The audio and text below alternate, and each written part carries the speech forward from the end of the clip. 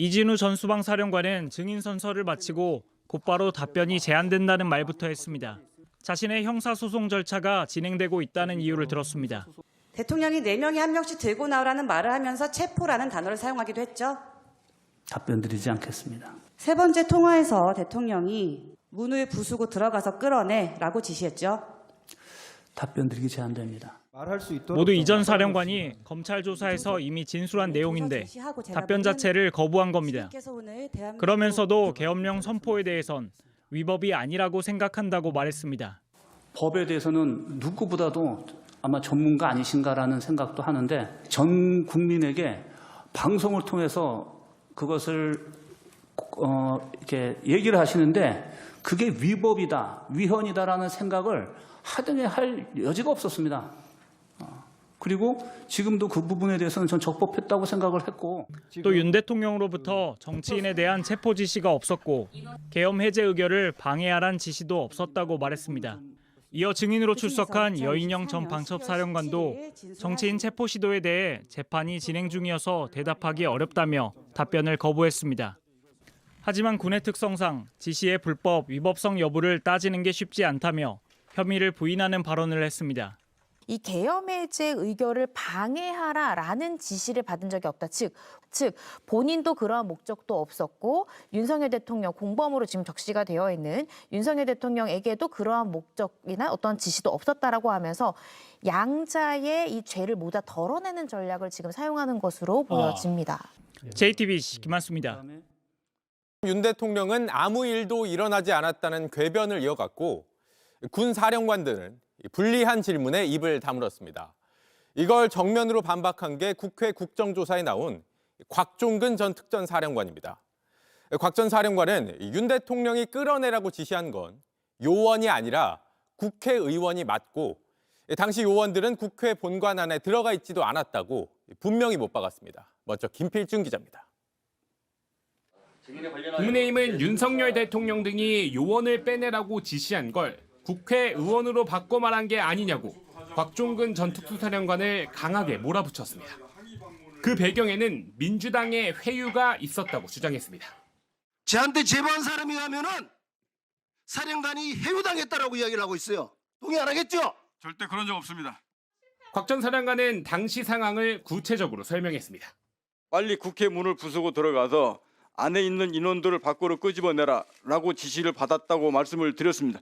근데 그 인원이 요원을 빼내라고 했던 그때 당시의 시점에서는 도저히 그 인원들이 본관에 들어가 있지도 않았습니다. 네. 요원을 정확하게 끌어내라고 두 분 다 말씀하셨고 윤 대통령이 국회의원을 빼내라고 지시했을 때 군 요원들은 국회 본청 안에 있지도 않았다는 겁니다. 유튜브 인터뷰 등에서 언급한 요원을 빼내라는 지시는 뒤늦게 별도로 있었다고도 했습니다. 12월 4일 01시 01분부터 01시 09분 사이에 임무를 중지하고 그 인원들을 빼내면서 철수하라는 이 상황에 대한 그 부분이 맞다고 말씀을 드린 겁니다. 요원론을 주장하기 위해 야합론을 꺼낸 국민의힘에 민주당은 강하게 반발했습니다. 제보가 오면 한 사람 정도는 더 팩트 체크를 하는 게 청문회 특위위원회 자세 아니에요? 그냥 질러대면 됩니까? 이 과정에서 임종득 의원이 최해병 수사외압 의혹과 관련해 김계한 해병대 사령관과 통화한 것까지 거론되며 회의장에선 막말이 오갔습니다. 까지? 말 함부로 사과하세요. 까지라뇨. 제가 사실대로 얘기를 지금 드리고 있잖아요. 까지라뇨. 선을 넘네? 해보자는 거예요? JTBC 김필준입니다. 곽종근 전 사령관은 국회에 군 병력을 투입한 게 경고용이었고 시민들을 보호하기 위한 것이었다는 윤 대통령 주장과 정반대 증언도 내놓았습니다. 계엄 당시에 이게 경고용이고 질서 유지와 시민 보호를 위한 것이라는 말 자체를 들어본 적이 없다는 겁니다. 이어서 류정화 기자입니다. 윤석열 대통령은 국회의 비상계엄 해제 의결 직후 군 철수를 지시했다고 강조했습니다. 계엄의 위법성을 부인하기 위해서입니다. 계엄 해제 요구가 결의가 나오자마자 바로 장관과 계엄사령관을 즉시 제 방으로 불러서 군 철수를 지시했고 하지만 국회 국정조사특위에 출석한 곽종근 전 특전사령관은 그런 지시를 받은 적이 없다고 재차 반박했습니다. 오히려 본인이 먼저 장관에게 군 철수를 말했다는 겁니다. 김용현 전 장관이 어떻게 하냐라고 저한테 먼저 물어봐서 제가 철수하겠습니다라고 말씀드렸습니다. 그러고 나서 답변이 알았다 얘기하시고 조금만 더 버텼으면 좋았을 걸라고 말을 해서 다른 부대도 마찬가지였을 거라고 주장했습니다. 비상계엄 끝나고 나서 제가 이진우 전 수방사령관한테 너는 어떻게 철수했냐라고 특전사가 철수하는 거를 보고 우리도 그냥 같이 따라서 철수했다. 대통령은 군 병력 투입은 질서 유지를 위해서라고 주장했지만 질서 유지와 그 상징성 측면에서 국회에 군을 투입했지 않습니까? 그런 말은 들은 적이 없다고도 했습니다. 제가 비상계엄 상황이 발생하기 전이나 그 중간에도 어느 누구로부터 질서를 유지하라, 시민을 보호하라, 경고용이다라는 말을 제가 들은 바가 없습니다. 곽 전 사령관은 비상계엄을 멈춘 건 대통령이 아니라 현장 지휘관들이었다며 선처를 호소했습니다. JTBC 류정화입니다. 그러니까 이게 중요한 게 뭐냐면은 지금 11명이 요건과 관련해서 지금 이제 재판을 받고 있는데 5명 그중에서 그 사람들은 군사 재판에서 받고 있고요. 하루 전날, 그러니까 오늘 기준으로 이틀 전이죠. 이틀 전에 군사 법정에서 이미 재판이 공판이 열렸어요. 거기에서 이제 무슨 얘기들을 하고 있냐면은 쉽게 얘기를 하면은 이진우랑 여인영은요 무죄를 주장하고 있습니다. 그리고 곽종근이나 요쪽은요 감형을 주장하는 거예요. 그러니까. 그러니까 이게 왜 무죄라고 주장하는 그 논거가 뭐냐면은 이를 들면 계엄군이 이진우의 주장이에요.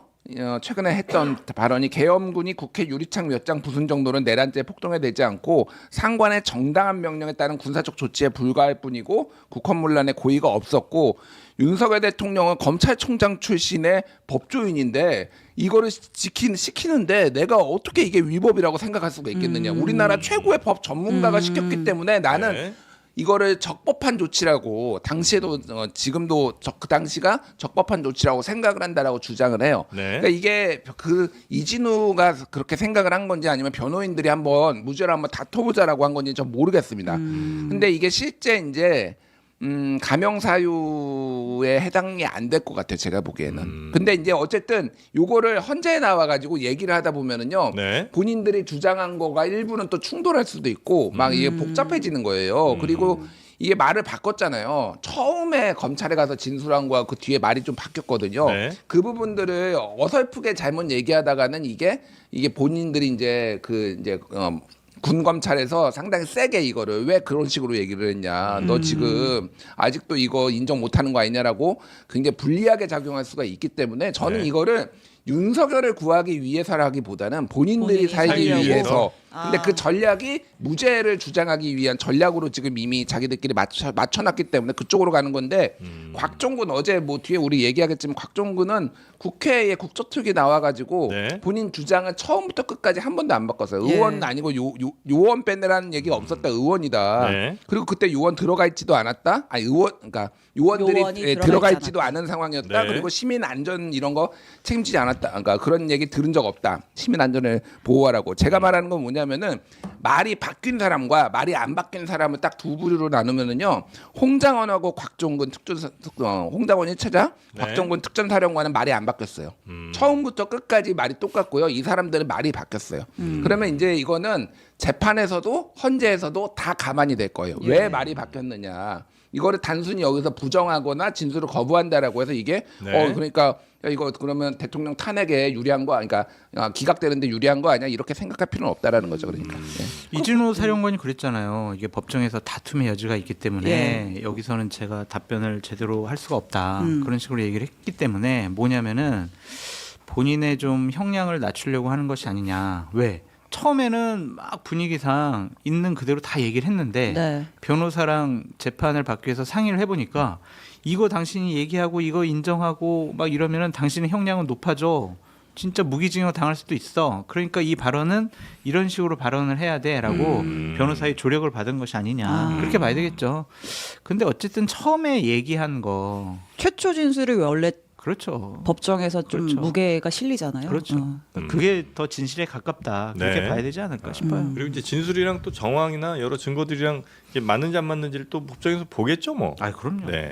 그리고 그러한 진술뿐만이 있는 것이 아니라 네. 여러 가지 다른 정황적인 증거, 그다음에 뭐 녹음, 전화 통화 녹음 이런 것도 다 검찰이 확보했다고 하잖아요. 네. 그러니까 진술이 바뀌었다고 그래서 저 사람들이 뭐 무죄라든지 아니면 혐의를 벗어나기는 어렵다. 그렇게 봐야죠. 네. 그러니까 형사재판에서는 두 사람의 전략이 계엄이 불법인 줄 모르고 나는 지시를 그렇죠, 따랐다 그렇죠, 이런 그렇죠. 거잖아요. 네. 면피가 될 수 있을지 모르겠어요. 네.